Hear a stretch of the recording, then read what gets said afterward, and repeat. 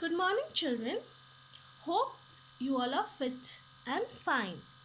And I hope everyone you all have revised your previous chapters. So today I will start with a new chapter of English literature, A Turkish Judge, a folk tale from Turkey. I'll teach to standard 6 children. So children, please take out your books and let's start the chapter. Folk tales from Turkey. What are folk tales? Folk tales are short stories and a part of an oral traditions, which means they originated in the era before literacy and are passed on from one generation to another verbally. So this story, A Turkish Judge, is a folk tale about Turkish Caliph Harun al-Rashid, who is the ruler of Baghdad, and about a wise Qadi. Qadi means, in Islam, it's an Islamic word which means judge.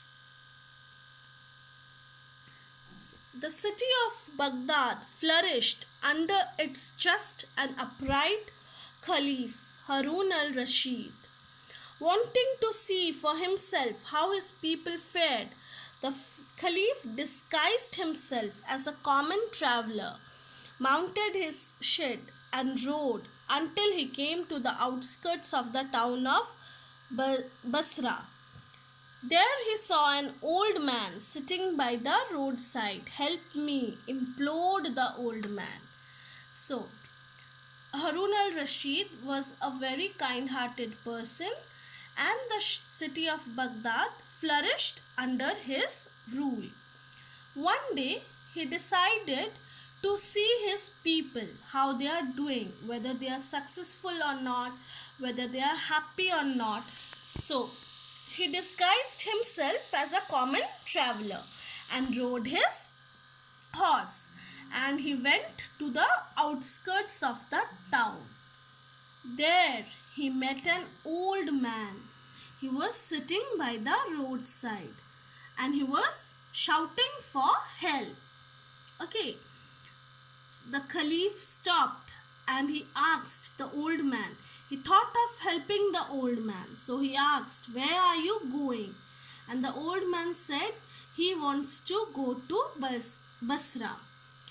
And the Caliph decided to help the old man, and he carried the old man on his horse back. You can see how the Caliph is carrying the old man. And when they reached the town square, Caliph said to the old man, "Alight."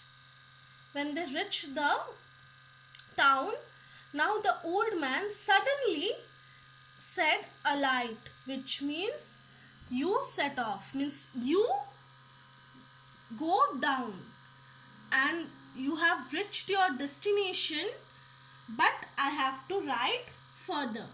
Here the Caliph said that the Caliph asked the old man to get off his horse back because the old man has reached his destination. And Caliph said that I want to ride. I have not reached my destination yet.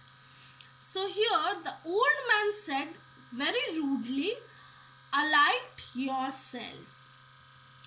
The horse is mine." You know, the old man was an ungrateful person. He was a cheater.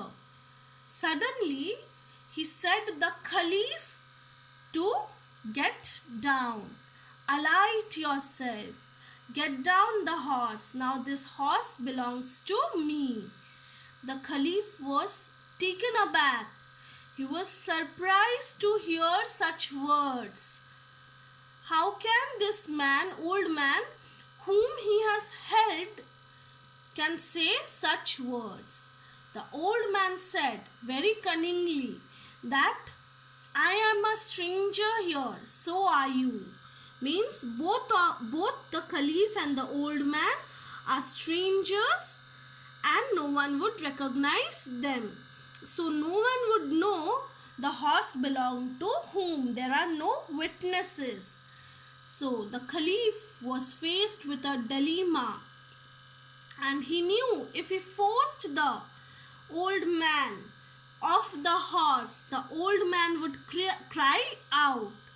A mob would gather. Means now he was in a situation where he has to choose. If he'll force the old man, and if he tell him to get off the horse, the old man would shout and a large crowd would gather there. And since the old man is an old person, everyone would believe him. And in the second situation, if the Caliph gave him 10 gold coins, so he decided if he tell him to get off, if he force him to get off the horse, he would gather a large crowd. And if he give him 10 gold coins, then the old man would get off the horse, but it will be like an encouragement for the old man. He would cheat other people in the same way. So now the Caliph thought for a second, and then he said that he would go to the Qadi of the town. He would go to the judge to seek justice. He thought that if he goes to the Qadi, he may lose his horse, but at least he will get to know how the Qadi is giving his judgment to the people. And the old man also agreed to go to the Qadi. Okay, so now when they reached there, already the Qadi was holding the court, and there were two men standing before him. One, an oil merchant, and a potter. The potter was holding some piece of gold, and he claimed that gold belonged to him.